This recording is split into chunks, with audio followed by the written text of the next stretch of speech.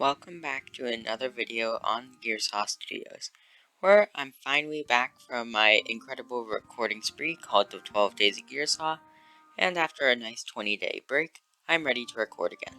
So, I'm going to show you how to build a mini golf course. Before I begin, remember, please like and subscribe, and without further ado, on to the tutorial. So, we're going to be using andesite a lot in this build, and so that way our golf balls actually work, we have packed ice with moss carpets on top of them. Then we're going to have a nice orange building with some light blue accents. We're going to use some more andesite and, it's just to look a little bit more colorful. And then we'll have some azalea bushes on that. And this list isn't exhaustive. We're going to be including dark oak furniture, some birch planks for flooring, but overall those are the main blocks you're going to be using. Then get yourself a decently flat area, and it's okay if it has a little bit of terrain variance because you can use this for some of the holes to make them more unique. Then start by making yourself a small orange building. So just the first block layer for now. We have the beginnings of a nice little building here, and there are two different designs we can have for the support beams on it. Because flat buildings, honestly, I kind of just can't handle them. So, I have this design decision where I have these support beams. And you have two options. You can either just have them on the very corners, or you can have 2 blocks. I think 2 blocks is a much better design choice. So, I'm going to continue with that. Albeit, most of the strategies that I'm going to state work with the 1 block. Albeit, I'm not going to cover how to do them necessarily. So, I recommend changing them, and changing any dimensions that might be affected. Then, make this wall 4 blocks tall in total.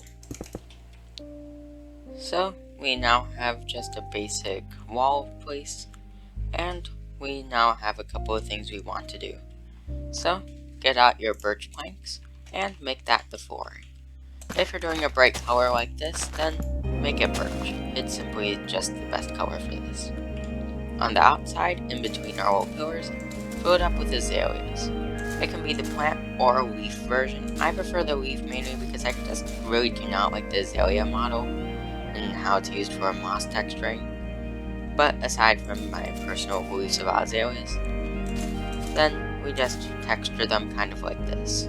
So, go around, birch planks on the inside, azaleas on the outside, and while you're doing that, add some windows. From here, what we want to do is have the nice roof lining. And in order to do that, on top of your pillars, surround it in stairs like this.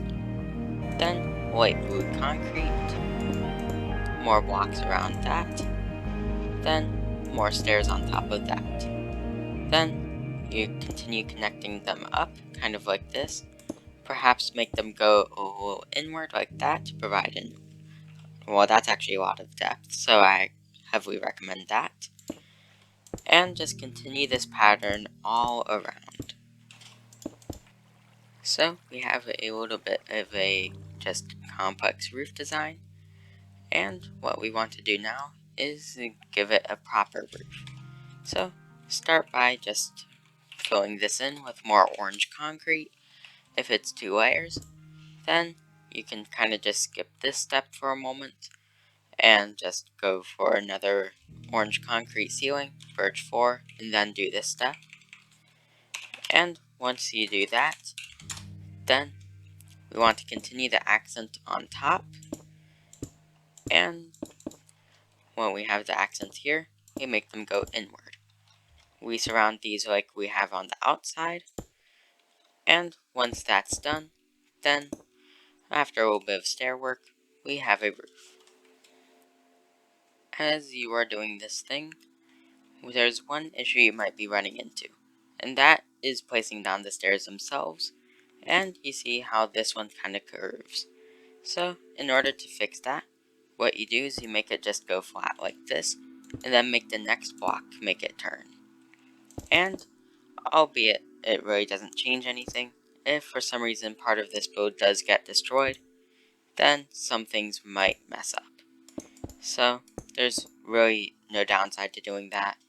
Just remember, if you're having trouble making something go the way you want, then just try different angles.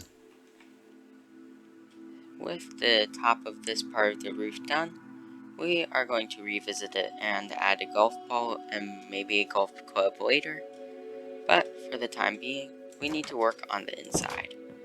So, you see I've already started to place some polished andesite, and it just breaks up the walls a little and provides a nice spot where we can make it go to the ceiling and add some frog lights. So, whenever you have these things go into the ceiling and connect together, place down an ultra frog light. Do this around, and now I have the lighting issue and the walls being a little bit more detailed. By replacing that part, you've also changed the roof. So, just a little bit of a quick fix for this, which will probably stay. Just place light blue concrete or whatever accent you chose on top of the frog light and surround it with some andesite stairs. So, whenever you have a light, cover it, and now we have a nice place where we can have our support beams for whatever we want to put on the roof. Since we have these bumps on the roof now because of our interior lighting, it's now time to revisit the roof, and what we want to do is put a giant golf club up here, and it should be in the form of pixel art. So, I have a separate tutorial for pixel art, so, you just make your shape, and then you try texturing it with whatever block looks closest that's within your price range. So, no just netherite blocks on this. Keep it simple like cyan terracotta. And if you need extra assistance on this part, there should be a little pop-up in the top right hand corner where it should redirect you to one of my builder's education videos about pixel art. Beware of the cringe voice, but otherwise it should help you doing this. Through a ton of trial and error, I now have made a golf club, and I'm quite content with it. Then, what we want to do is just make a golf ball, and that's as simple as a hopper with a white concrete powder on it, or if you want something bigger, then make a 3x3 sphere, which is honestly not even a sphere, it's just a cube without corners. But regardless, it's still a golf ball. And now we have the exterior of this building done. For the interior, we just want some basic chairs, which are just a slab with trapdoors surrounding it with 2 on the back and none on the front, a counter, which can easily be done with some polished andesite like this, and some chests or barrels with some items that could be your golf balls, preferably carpets. So, we now have a nice interior. We got carpet, a nice chair for the receptionist, some couches, one of which is just really close to the door, so anybody who's ahead of you just feel envious for, while these are just parallel to each other, so that way there's just awkward staring.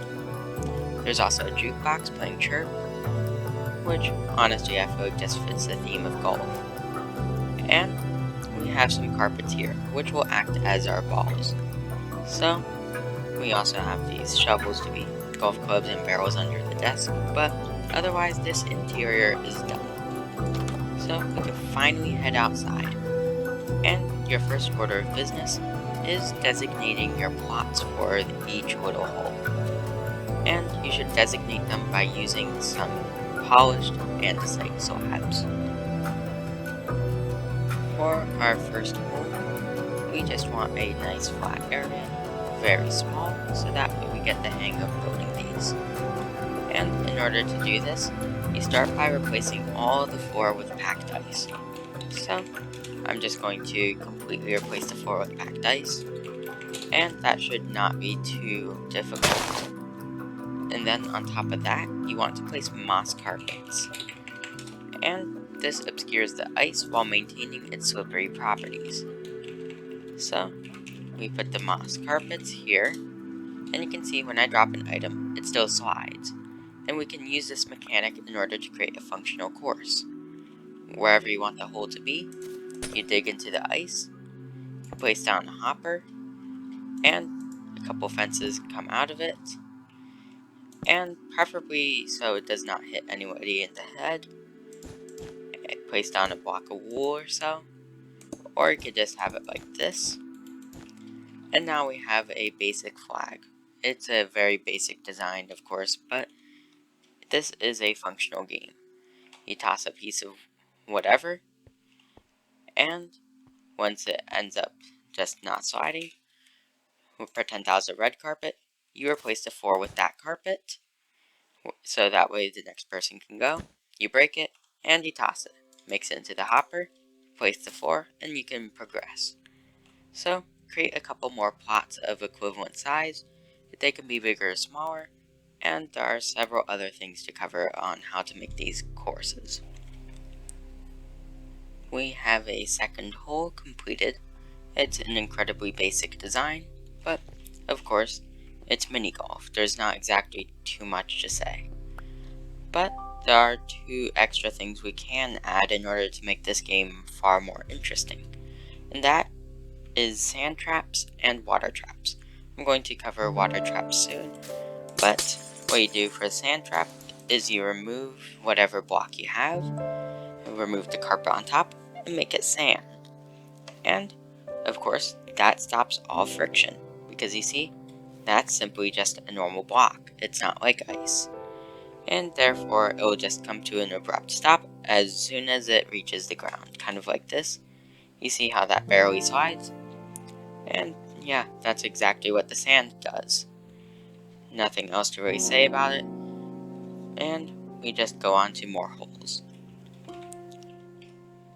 So, for the final interesting trap we can do, well, we have the water trap, as in the instant reset.